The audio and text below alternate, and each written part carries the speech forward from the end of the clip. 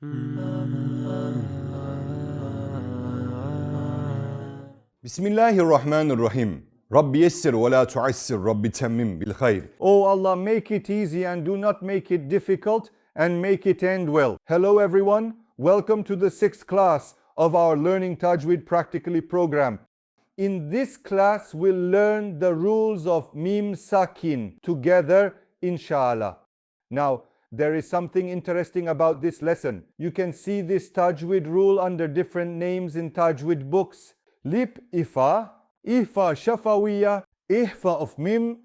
All of these are for the letter Ba, Idgam Mitlain, Ma'al Guna, Idgam Shafawiyah. And these are for the letter Meem. There are 28 letters in the Quran. When we leave out these two, the 26 we have left are related to Meem's Idar and Izhar Shafawiyah. All right. But weren't these classes about learning Tajweed in a practical way? How will we do it with this one? My friends, I don't want you to know or memorize these names. In fact, I don't even want you to note them down. We'll just erase these. It was just for the sake of knowing it. You could say, hadn't we learned these before? But we learned them under those names. We're about to learn it in a practical way. We have a main rule.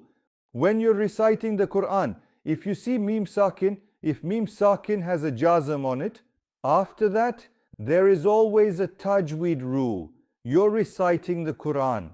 You're just reciting and you see a Meem Sakin, you see these 28 letters? There's always a Tajweed rule. Now, we'll learn the rules for those 28 letters. One of them is related to Meem, and the other is Ba, and the other 26 are related to the last subject. We're about to learn that in the practical learning system now. As we're reciting the Quran, we see a Meem Sakin. What do we do if Ba comes after Meem Sakin? One, we pronounce it with Gunna. We pronounce it nasally. Then we combine them. We pronounce it by combining them. How's that going to work? See? Tarmihim, we give it Gunna here too, meaning we pronounce it nasally. Tarmihim bihijaratin. We hold it for a measure of haraka. We hold. We also combine them. What's next? If Ba comes after Meem Sakin, pronounce it with Gunna to hold. How do we hold? By combining them. Combine them. What do we do by combining them? We add them to each other. We add Meem to Ba. Tarmihim bihijaratin. We actually just learned Lip Ifa. Let's look at the next example. What happens if the letter Meem comes after Meem Sakin? We recite it with Shadda. So by combining it, at'amahum min at'amahum. But be careful.